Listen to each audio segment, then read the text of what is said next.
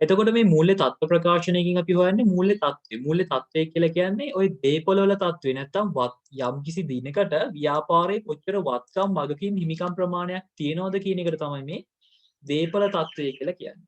මූල්‍ය තත්ත්වය කියලා කියන්නේ ව්‍යාපාරයක යම් කිසි දිනකට කොච්චර වත්කම් තියනවද වගකීම් තියනවද හිමිකම් තියනවද කියන එක. ඒ කියන්නේ මූල්‍ය තත්ත්වය. මූල්‍ය තත්ත්ව ප්‍රකාශනයෙන් හොයන්නේ මූල්‍ය තත්ත්වය. හිමිකම් වෙනස් වීම ප්‍රකාශනයෙන් හොයන්නේ ව්‍යාපාරයේ ස්කන්ධයේ වෙනස් වීම නැත්නම් අයිතිකරුවන්ගේ හිමිකමේ වෙනස් වීම. ස්කන්ධයේ වෙනස් වීම කියලා අපි කියනවා. ස්කන්ධයේ වෙනස් වීම. මේවා පළවෙනි ටියුට් එකේ කතා කළා. මේවා අහනවා හැබැයි A level paper එකේ.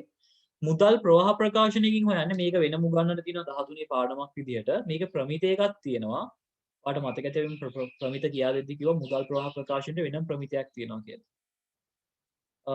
මේකින් හොයන්නේ මුදල් ප්‍රවාහයේ වෙනස් වීම. මුදල් ප්‍රවාහයේ වෙනස් වීම නැත්නම් මූල්‍ය තත්ත්වයේ වෙනස් වීම.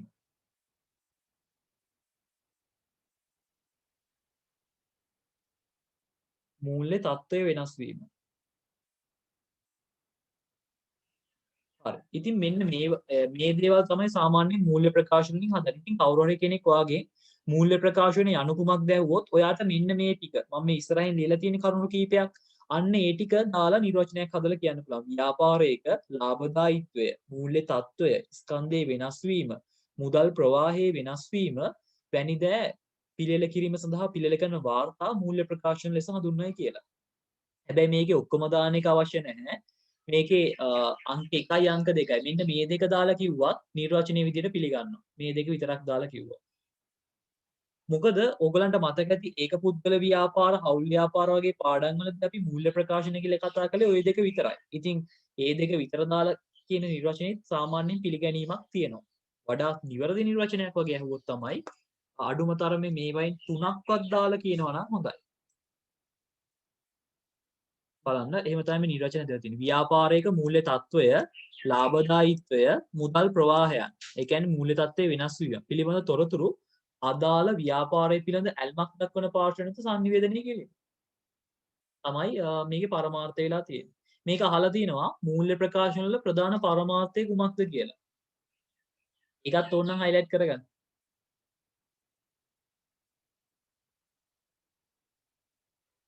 නැත්තම් මෙන්න මේ ටික highlight කරත් කමන්නේ. ඇල්මක් දක්වන පාර්ශ්වයට සංනිවේදනය කිරීම. ඒක ඇල්ල දැම්මත් කමන්නේ.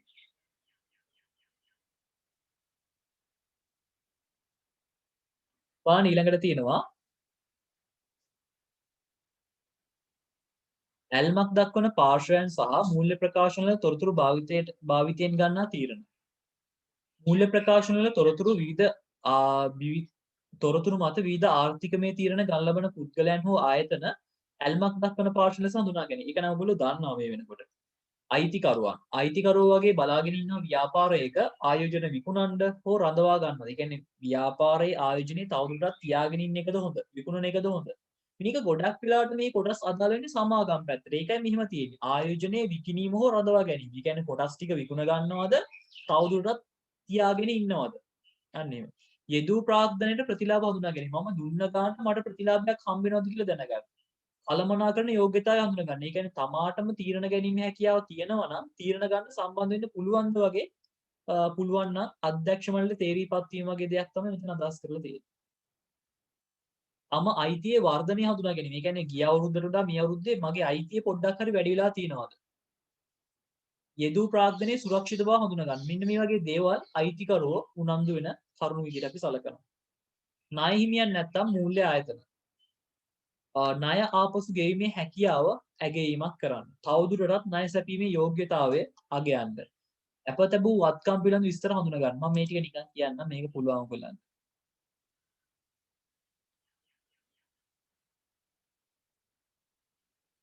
සේවකයෝ ගත්තොත් උනන්දු වෙන්න හේතු තමයි රැකියාවේ සුරක්ෂිත බව වැටුප් වර්ධනය කරගන්න වගේ. ඒවා highlight කරන්න එපා. ඒවා වැඩක් නෑ BS එකේ තියෙනවා. ආයෝජකයන් ගත්තොත් ආයෝජනයේ ඵලදායීතාව ඇගයන්න, ආයෝජනයේ සුරක්ෂිත බව දැනගන්න වගේ. රාජ්‍ය ආයතන බදු නියමිත පරිදි අය කරගන්න නොයෙකුත් සංඛ්‍යාත්මක දත්ත ඒ කියන්නේ සේවක සංඛ්‍යාව වෙන්න පුළුවන්, ව්‍යාපාරයේ නිෂ්පාදිත මට්ටම් වෙන්න පුළුවන් වගේ දත්ත ලබා ගන්නත් උනන්දු වෙනවා. පාරිභෝගිකයන් ගත්තොත් එහෙම භාණ්ඩ හා සේවා දිගින් දිගටම ලබා ගැනීමේ හැකියාවක් තියෙනවා නම් කියලා බලනවා. ඒ කියන්නේ මට දිගටම මේ ෂොප් එකත් එක්ක එකතු වෙලා ඉන්න පුළුවන්ද? මට අවශ්‍ය කරන බාහන දිගටම ලබා ගන්න පුළුවන්ද වගේ දේවල් දැනගන්න. හරි. ඊට පස්සේ බලන්න මූල්‍ය ප්‍රකාශනවල සංචරකයා සහ සංචරකයේ අරමුණ. එතකොට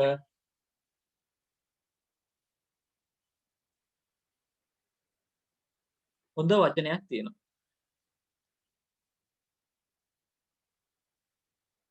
මෙන්න මේක ගොඩක් අය පටල ගන්න එක. මූල්‍ය ප්‍රකාශන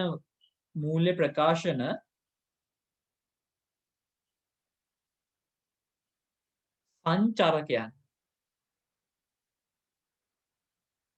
මූල්‍ය ප්‍රකාශන සංචරක සහ මූල්‍ය ප්‍රකාශන මූලිකාංග. මේක දෙකක්.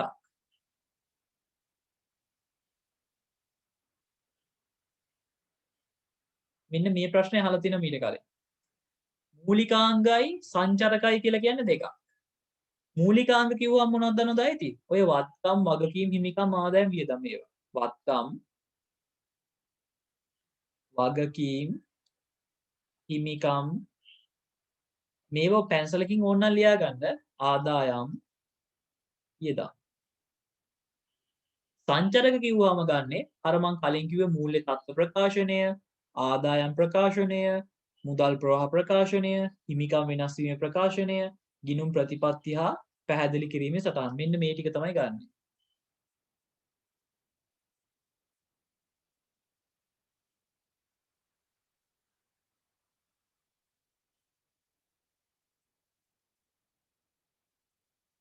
සංචරක කියන්නේ ඒවට. ඒක පොඩ්ඩක් මතක තියාගන්න. මේක අහලා තියෙනවා මීට කලින්. ගොඩක් අය සංචරක කියලා හුවම ලියන්නේ වත්කම් වගකීම් කියලා.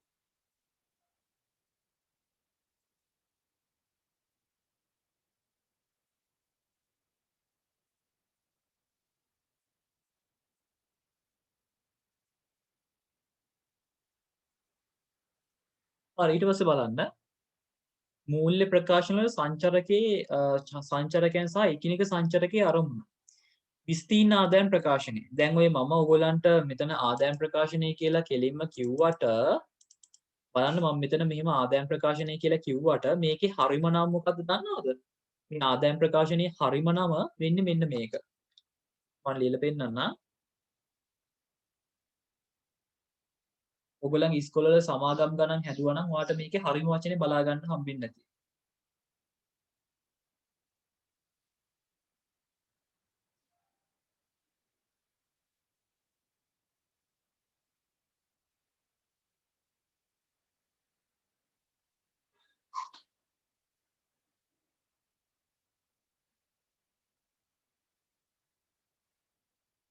මේක තමයි මේකේ හරිම නම. ලාභ හෝ අලාභ සහ වෙනත් විස්තීර්ණ ආදායම් ප්‍රකාශනය. ඒක තමයි ඒකේ හරිම වචනේ. මෙතන තියෙන්නේ විස්තීර්ණ ආදායම් ප්‍රකාශනය කියලා. ගණන් ගන්න එපා. මොකද මේ අලුත් වචන ඒ කියන්නේ කාලෙන් කාලට වෙනස් වීම සිද්ධ වෙනවා මේ වචනවල. ඉතින් ඒක නිසා ටියුට් එක මම දාලා නැත්තේ. මේක හරිම වචනේ වෙන්නේ ලාභ අලාභ සහ වෙනත් විස්තීර්ණ ආදායම් ප්‍රකාශනය කියන එක.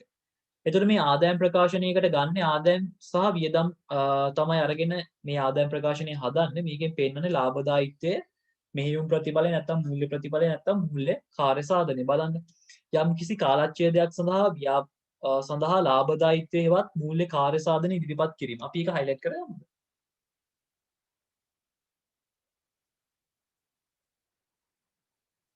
highlight කරගන්න ඒ ටික.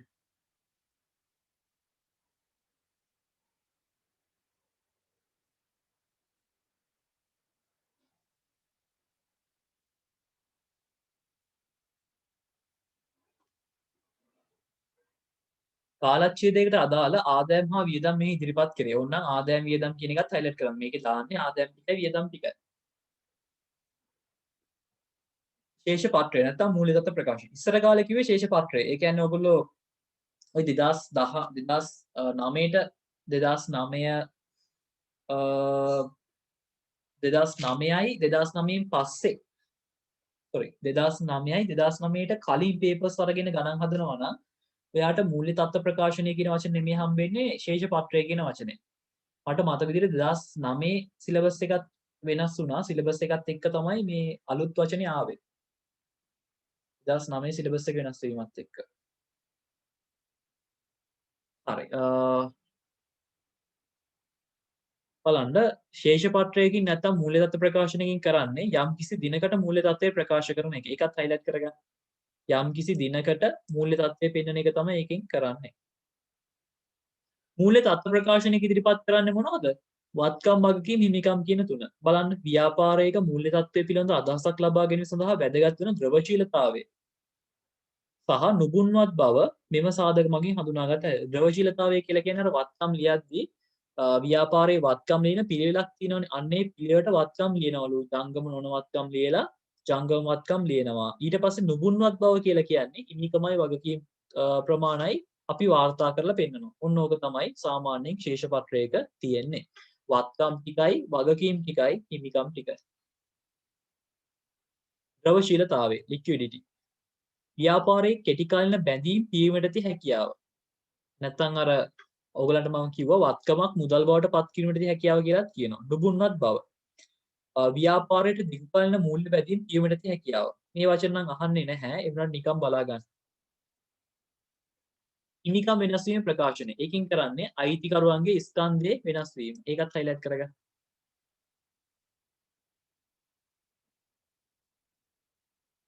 ඔයගලන්ට මතකද ඇති මේවා මම අර පළවෙනි පාඩමේදී 12 වසරේ පළවෙනි පාඩමේ උගන්වනකොට කිව්වා මේවා තව දවසක් අපිට 13 දී ඉගෙන ගන්න වෙයි කියලා වෙනවා කියලා. අන්න ඒ දවස් තමයි අද. හරි ඊළඟට බලන්න මුදල් ප්‍රවාහ ප්‍රකාශනය. යම්කිසි කාලච්ඡේදයක් තුල මුදල් සහ මුදල් ආසන්න මුදල් වල වෙනස් වීම ඉදිරිපත් කිරීම. ඒකත් highlight කරගන්න. ඒ කියන්නේ මූල්‍ය තත්ත්වයේ වෙනස් වීම කියන එක තමයි.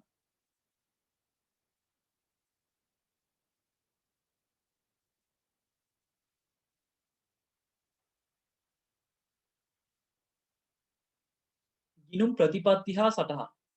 අනිකුත් මූල්‍ය ප්‍රකාශන මගින් අනාවරණය නොවන තොරතුරු හා ගිණුම් කරන ප්‍රතිපත්ති පිළිබඳ තොරතුරු ඉදිරිපත් කිරීම. එමගින් ප්‍රකාශනවල තේරුම් ගැනීමේ හැකියාව සැසඳිය හැකි බව යනාදී ගුණාංග වැඩි දියුණු කරගත හැකි වේ. හරි. ඒ කියන්නේ මම අර කිව්වේ හෙළිදරව් නොකරන වගේ දේවල්.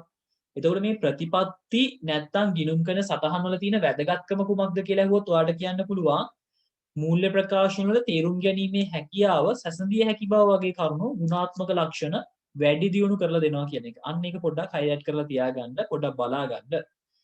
මේ අපි ඇයි මූල්‍ය ප්‍රකාශන වල ගුණාත්මක මූල්‍ය ප්‍රකාශන වල ගිණුම් කරන ප්‍රතිපත්ති සටහන් ඉදිරිපත් කරන්න කියලා අහන්න පුළුවන්. ඔයාලට ලියන්න පුළුවන් කෙලින්ම තේරුම් ගැනීමේ හැකියාව සැසඳිය හැකි බව වගේ ගුණාංග වැඩි දියුණු කරන්න කියලා.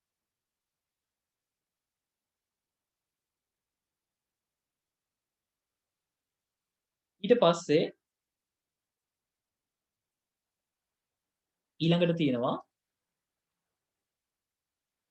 හරි. මේ මූල්‍ය ප්‍රකාශන හදනකොට අපි අනුගමනය කරන ප්‍රධාන උපකල්පනය දෙකක් තියෙනවා. එකක් තමයි මෙන්න මේක මේකත් මීට කලින් අහලා තියෙන මට අවුරුදුනුම් මතක නැහැ ඇත්තටම මතක නැහැ. ඒවයි ප්‍රශ්න තියෙනවා. ඔයගොල්ලෝ පාස් පේපර්ස් පොත් හැමෝගාම තියෙනවානේ. ඒවයි පේපර්ස් කරනකොට ඔයාලට හම්බෙලා ඇති මේවා. මේ මූල්‍ය ප්‍රකාශන වල සංකල්පීය රාමුව. සංකල්පීය රාමුවට බලපවත්වන උපකල්පන ප්‍රධාන දෙකක් තියෙනවා. එකක් තමයි උපජිත පදනම අනිත් එක අඛණ්ඩ පැවැත්ම. අපි මේක LKS එකෙත් සාකච්ඡා කළා වට මතක ඇති. මේ දෙක highlight කරගන්න.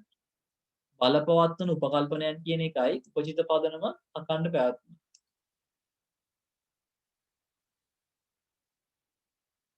මේවා පාඩම් කරගන්න. මේවා තවත් කාලයක් නැතුව අද හෙටම බලලා ඉවර කරගන්න.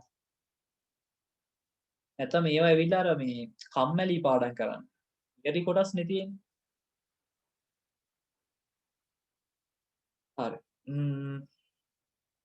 අංක 1 උපජිත පදනම. බලන්න ව්‍යාපාරයක ගනුදෙනු හා සිදුවීම් යම් නිශ්චිත කාලච්ඡේදයකට අදාළව ඒවා සිදු වූ අවස්ථාවේදීම හඳුනා ගන්නා අතර මුදල් ලැබීම හෝ ගෙවීම මත හඳුනා නොගන්නා බව. මේක නම් ඔයා දන්නවනේ. එනම් ලැබුණා හෝ නොලැබුණා කාලච්ඡේදයට අදාළ ආදායම් ප්‍රභවයන් සහ ගෙව්වා හෝ නොගෙව්වා කාලච්ඡේදයට අදාළ වියදම් ප්‍රභවයන් වාර්තා කළ යුතු බව මින් අදහස් වේ කියලා තියෙනවා. ඊළඟ එක උපචිත පදනම මත මූල්‍ය ප්‍රකාශන පිළියෙල කර ඇති බව මූල්‍ය ප්‍රකාශන භාවිතා කරන්න උපකල්පනය කරන අතර මුදල් පදනම යම් අවස්ථාවක භාවිතා කළේ නම් ඒ බව අනාවරණය කළ යුතුය. ඒව පාඩම් කරන්න ඕනේ. අකණ්ඩ පැවැත්ම going concern ව්‍යාපාරයක් දිගින් දිගටම පවත්නා ව්‍යාපාරයක් වශයෙන් අනාගත දැකිය හැකි කාලයක් සඳහා දැකිය හැකි නිශ්චිත කාලයක් සඳහා අඛණ්ඩව පවතින බව. මේක අර අඛණ්ඩ පැවැත්මේ සංකල්පයම තමයි ඉතින්.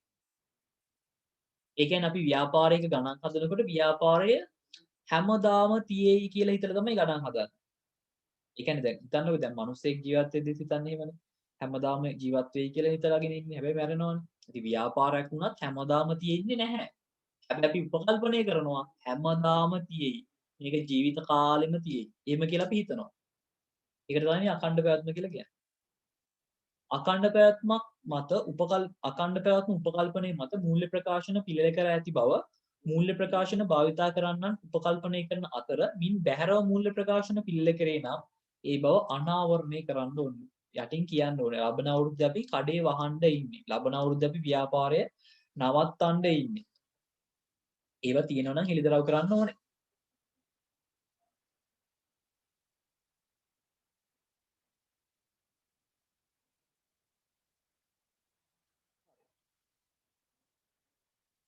ඊට පස්සේ මූල්‍ය ප්‍රකාශන වල ගුණාත්මක ලක්ෂණ. මට විනාඩියක් දෙන්න. මේකේ පොඩි තොරතුරක් වෙනස් වෙන්න ඕනේ වගේ ටියුට් එකේ මට මුඩක් මතකයක් තියෙනවා. මම ගුරුවත් පොත පොඩ්ඩක් බලනකල් මට විනාඩියක් දෙන්න මේක.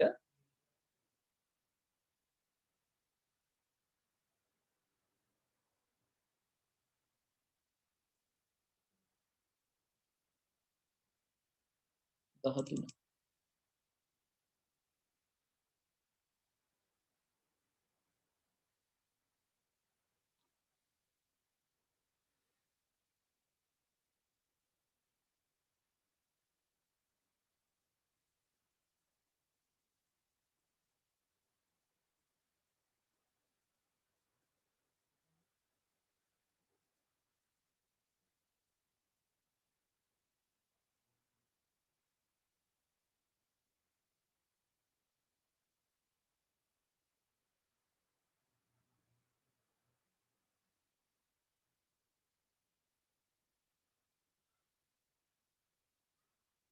හරි හරි.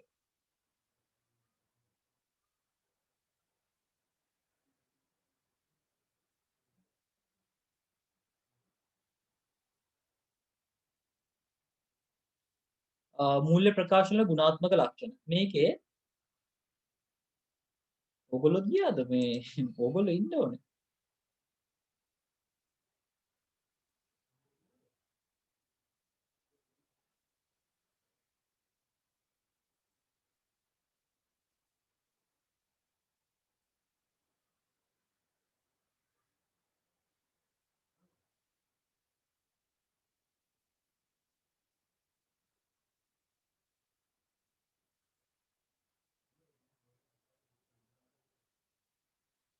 මේකේ මේ ස්ලයිඩ් එකේ මෙන්න මේ ඉස්සරහ ඉඩ ටිකක් තියෙනව නේද?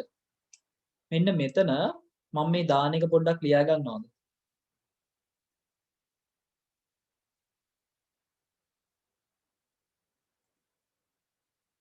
මෙන්න මේ මම කොටුවක් ඇදලා තියෙන්නේ. මෙන්න මෙතන මේක ලියා ගන්න.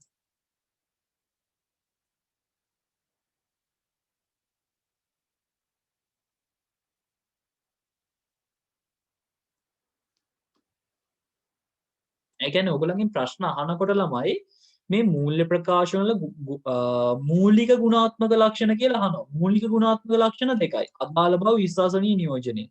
අනිත් ඒවා ඇවිල්ලා ඒ මූලික ගුණාත්මක ලක්ෂණ වැඩි දියුණු කිරීමේ ලක්ෂණ විදිහට තමයි සලකන්නේ. ඒක නිසා මේක පොඩ්ඩක් ලියා ගන්න මේ chart එක ලියාගෙන මෙන්න මේක highlight කරගන්න. පෑනේ ලියා ගන්න.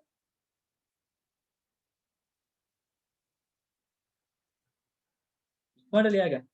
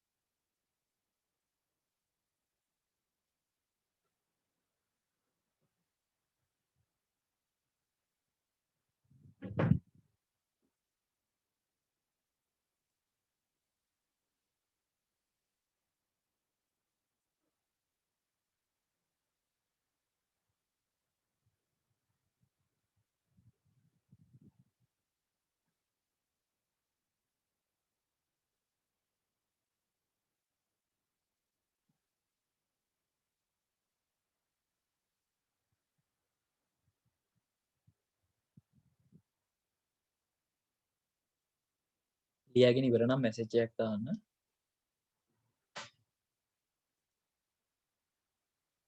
හරි.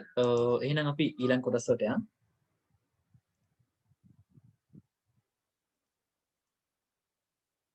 හරි. අපි ඊළඟ කොටසට යමු. මේක පොඩ්ඩක් බලාගන්න මේකෙන් ප්‍රශ්න අහලා තියෙනවා. හරි.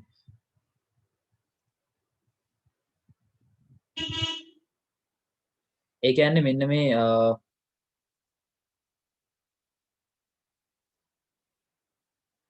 මෙන්න මේ දෙකට තමයි මූලික ගුණාත්මක ලක්ෂණ කියලා කියන්නේ. ඕක අහලා තියෙනවා. ව්‍යාපාරයක මූල්‍ය ප්‍රකාශ වල මූලික ගුණාත්මක ලක්ෂණ මොනවද කියලා. අදාළ බවයි විශ්වසනීයත්වයයි. අනිත් ඒවා ඒ ගුණාත්මක ලක්ෂණ වැඩි දියුණු කරන්න පාවිච්චි කරන දේවල්. හරියට නිකන් අර මිනිස්සෙකුට තියෙනවා අරමුණු ප්‍රධාන අරමුණු තියෙනවා. ඒ අරමුණු ඉටු කරගන්න තව උප අරමුණුත් පාවිච්චි කරනවානේ. අන්න ඒ වගේ දේවල් තමයි ඒ තියෙන්නේ. ප්‍රධාන අරමුණු කිව්වහම ඒ කියන්නේ ප්‍රධාන අරමුණු වගේ ප්‍රධානම ගුණාත්මක ලක්ෂණ තමයි මූල්‍ය ප්‍රකාශන තියෙනුනේ අදාළ බවයි විශ්වසනීයත්වය කියන එක. ඒ දෙක ආරක්ෂා කරගන්න තමයි අනිත් ලක්ෂණ පාවිච්චි කරන්නේ. මූල්‍ය ප්‍රකාශන පරිශීලනය කරන්නන් අපේ අපේක්ෂා කරන ප්‍රතිඵල ලබා දීම හා ඒවායේ ප්‍රයෝජනවත්භාවය සඳහා බලපාන ප්‍රධාන ගුණාත්මක ලක්ෂණ හතරකි. ඇත්තටම මේක දෙකක් වෙන්න ඕනේ. කියන්නේ ගුණාත්මක ලක්ෂණ දෙකක්. මේ දෙක තමයි ප්‍රධාන දෙක. අනිත් ඒවා උපලක්ෂණ.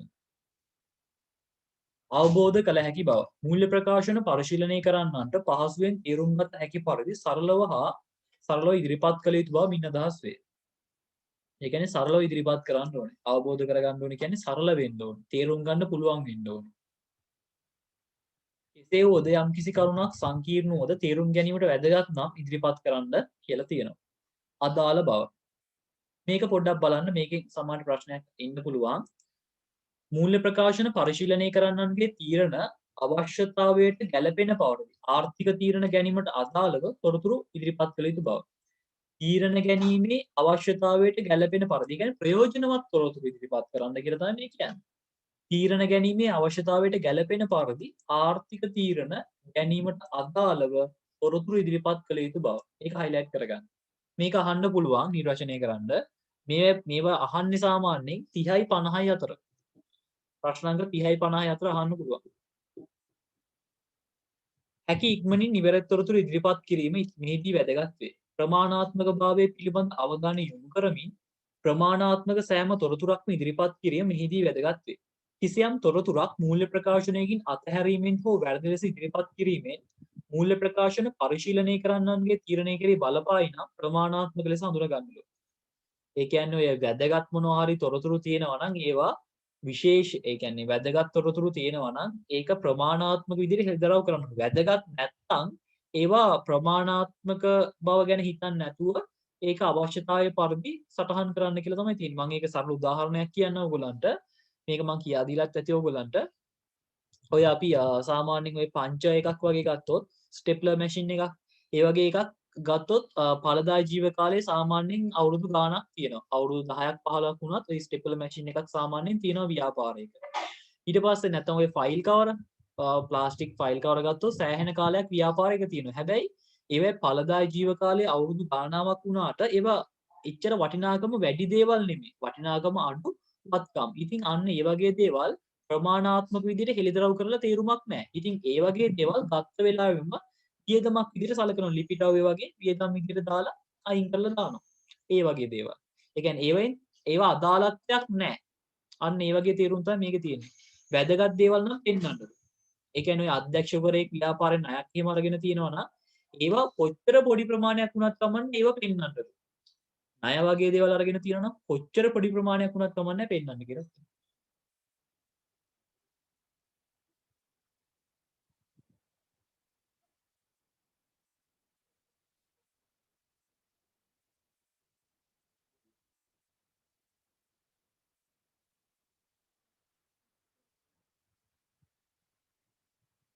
විශ්වසනීයත්වය.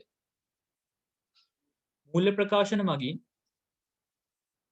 ඉදිරිපත් කරන තොරතුරු ප්‍රමාණාත්මක වැරදි සහ පක්ෂග්‍රාහී තොරතුරු වලින් තොර විය යුතු බව. අන්න ඒක highlight කරගන්න.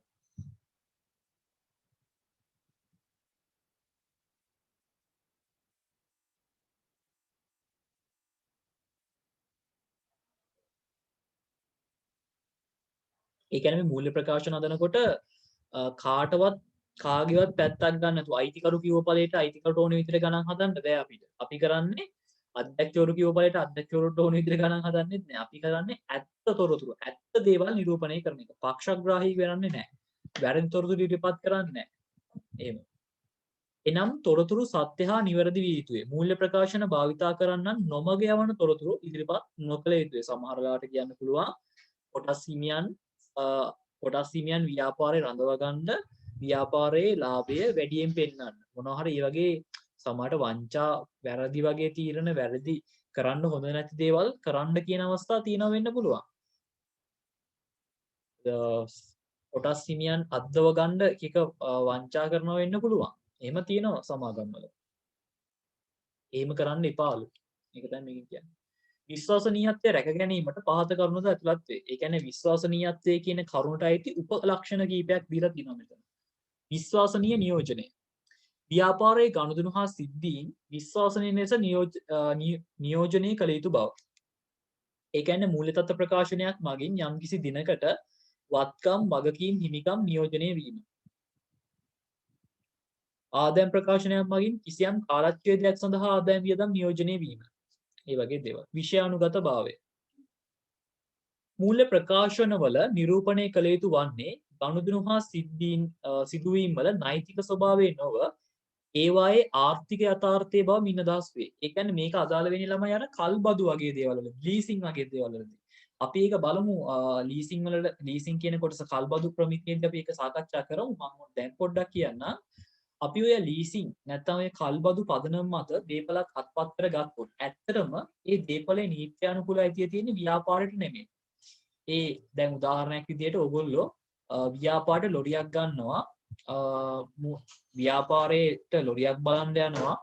ඒ ලොරි අලෙවි කරන තැනකට බැලුවාම ඔයගොල්ලෝ දකිනවා ලොරියක් තියෙනවා ලක්ෂ 15කට.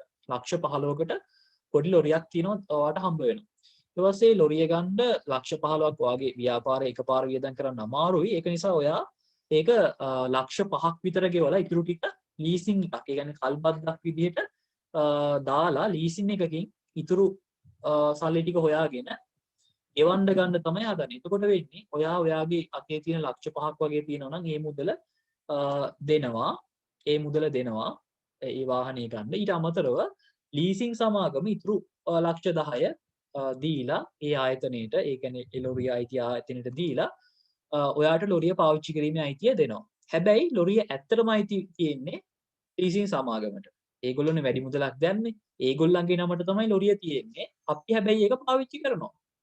අපි කරන්නේ අර ලීසින් සමාගමෙන් ගත්ත ලක්ෂ 10ට හරියන්න පොලියක් වාරිකයක් විදිහට ගෙවනවා. පොලියක් ඒ කියන්නේ වාරික මුදල ගෙවීම තමයි කරන්නේ. ඒ ලක්ෂ 10 ඉවරනකම්. ඒගොල්ලෝ ඉතින් ලක්ෂ 10ට වඩා වැඩි මුදලක් ලක්ෂ 2ක් විතර වැඩිපුර ගනි. ඉතින් අපි කරන්නේ ගෙවගේ යන එක. එතකොට මේ වත්තම මේ ලොරිය ඇත්තටම අයිති තියෙන්නේ අපිට නෙමෙයි. අපි කරන්නේ ඒක පාවිච්චි කරන එක. ඒකෙන් ආදායම් උපයන එක, හැප්පුණොත්, කැඩුනොත් ඒවා වුණොත් හදාගන්න එක. ඒ වගේ දේවල් තමයි අපි කරන්නේ. හැබැයි ඇත්තටම නීති අනුකූල අයිතිය තියෙන්නේ ලීසින් කම්පැනියට.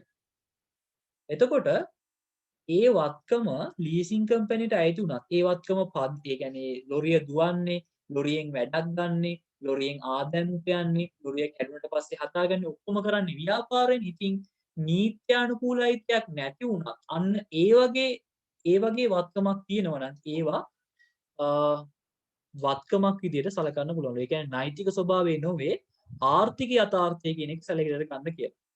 ඒ කියන්නේ අපේ වගේ සලකන්න කියන්නේ. උදාහරණයක් විදිහට තියෙන එකම තමයි. මූල්‍ය කල්බද්දට එළඹුණු අවස්ථාවේදී යම් අයිතමයක නීතිමය හිමිකම ව්‍යාපාරයට නොමැති වුවද වත්කමක ලක්ෂණ සම්පූර්ණ කරන බැවින් ව්‍යාපාරයේ වත්කමක් ලෙස හඳුනා ගැනීම. මම අර කිව්ව කතාව තමයි ඔක ඇතුලේ තියෙන්නේ. මධ්‍යස්ථ බව. මේ තියෙන්නේ අර මේ විශ්වාසනීයත්වය කියන එක ඇතුලේ තියෙන උපකරණ.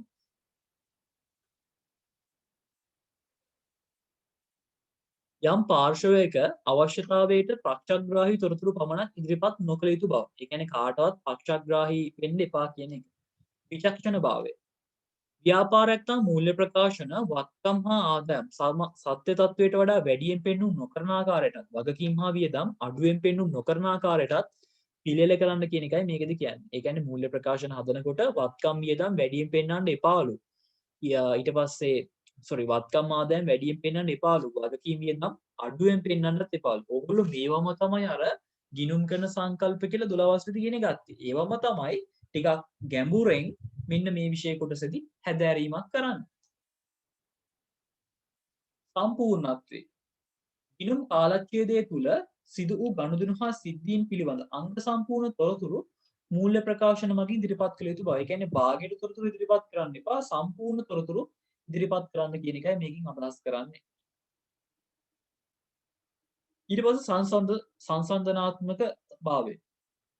මේකත් පොඩ්ඩක් බලා ගන්න වෙනවා.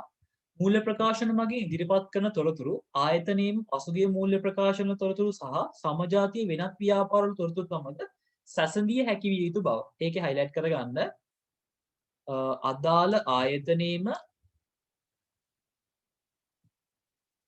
අදාළ ආයතනයේම පසුගිය මූල්‍ය ප්‍රකාශන තොරතුරු සහ සමජාතීය වෙනත් ව්‍යාපාරවල තොරතුරු සමග සැසඳිය හැකි විය යුතු බව.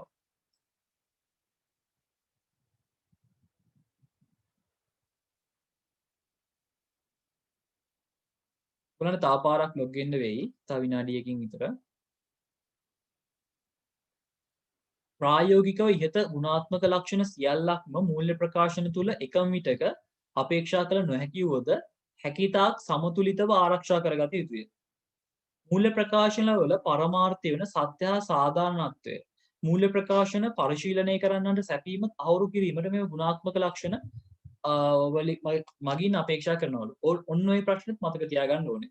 මේ ගුණාත්මක ලක්ෂණ වලින් බලාපොරොත්තු වෙන්නේ මොනවද? මූල්‍ය ප්‍රකාශන වල සත්‍ය හා